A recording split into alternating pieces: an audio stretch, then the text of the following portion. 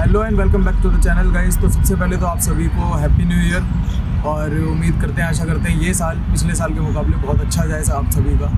तो आज का जो हमारा टॉपिक है कि आप लोगों को पता है कि हमारी बाइक्स के या स्कूटी वगैरह के टायर्स के ऊपर जो ये नंबरिंग लिखी होती है, ये नंबरिंग आखिर क्या चीज़ दर्शाती है। तो आज मैं इस वीडियो में आपको यही बताने वाला हूँ कि ये सब चीज़ें आपको किस तरीके से हेल्प करेंगी आगे चल के नए टायर खरीदने के लिए अपनी बाइक या स्कूटी के लिए। तो आइए चलते हैं।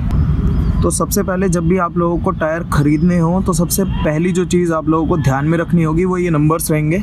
इसमें फर्स्ट वाला जो है ये तो सीरियल नंबर होता है टायर का।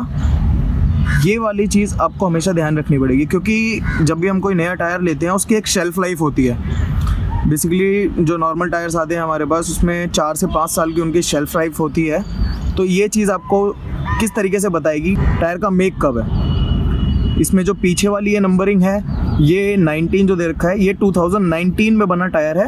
और जो फर्स्ट नंबरिंग ये 25 है, इसका मतलब ये है कि 25th वीक में टायर बना है। तो ये चीज़ आप हमेशा ध्यान में रखें कि आप जब भी नया टायर कहीं से लें तो उसका मेक ईयर हमेशा ध्यान में रखें, वो 2 साल से ज़्यादा पुराना ना हो, क्योंकि टायर की भी एक शेल्फ़ लाइफ होती है। अगर ज़्यादा पुराना आप टायर लेते हैं तो वो धीरे धीरे खुद ही वेयर एंड टेयर होने लगता है, रबर टाइट होने लग जाती है उसकी।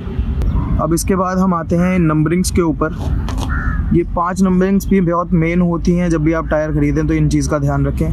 फर्स्ट नंबरिंग जो कि ये है 120, ये 120 जो है वो आपके टायर की ब्रेथ यानी कि ये जो चौड़ाई है ये बताता है। ये 120 mm का ब्रेथ वाला टायर है जो मेरी बाइक में है इस टाइम। /80 जो ये लिखा हुआ है, ये 80 साइड प्रोफाइल होती है टायर की एक्चुअली। अब साइड प्रोफाइल ये mm में नहीं है, कभी भी ये mm में नहीं होता, ये इसका एक रेशो रहता है। 120 का 80% रहेगा जो साइड प्रोफाइल होगी टायर की। कुछ लोग इसको साइड वॉल भी बोलते हैं, बट इसको साइड वॉल नहीं बोला जाता है, ये साइड प्रोफाइल होती है टायर की। अब ये साइड प्रोफाइल ज़्यादा या कम होने से क्या क्या आपकी राइडिंग पे चेंजेस आते हैं वो मैं आपको किसी और वीडियो में बताऊँगा। अभी आप इतना मान लीजिए, ये 120 जो दे रखा है ये आपके टायर की ब्रेथ है, चौड़ाई। इसके अनुपात में इसका रेशो 80% रहेगा साइड प्रोफाइल इसकी। इसके बाद जो ये 17 लिखा हुआ है, इसका मतलब ये है ये टायर का डायमीटर है, ओवरऑल डायमीटर नहीं, इनर डायमीटर। इट मीन्स ये 17 इंच के रिम के ऊपर चढ़ने के लिए बना हुआ है। अब इसके बाद जो सेकंड चीज़ इसमें दे रखी है वो है 61P। ये दोनों अलग अलग चीज़ें हैं। सबसे पहले तो हम बात कर लेते हैं 61 की। अब इसमें जो ये 61 लिखा हुआ है, इसका मतलब होता है ये वेट कैपेबिलिटीज़ हैं इस टायर की। इसमें आपको मैं एक लोड इंडेक्स दिखा दूंगा, कोई भी टायर कितना वेट कैरी कर सकता है। तो ये 61 दे रखा है, इसका मतलब मेरे हिसाब से चार्ट में जो दे रखा है वो 257 kgs वेट कैपेबल है ये टायर झेलने के लिए। अब मैं ये वाला चार्ट आपको स्क्रीन पे दिखा देता हूँ जिससे आपको पता लग जाए। वैसे चार्ट में 20 से लेके अराउंड आई थिंक 110 या 120 नंबर तक होते हैं। तो ये नंबर टायर की लोड वेट कैपेसिटी दिखाता है। अब लास्ट में हमारे पास बचता है P।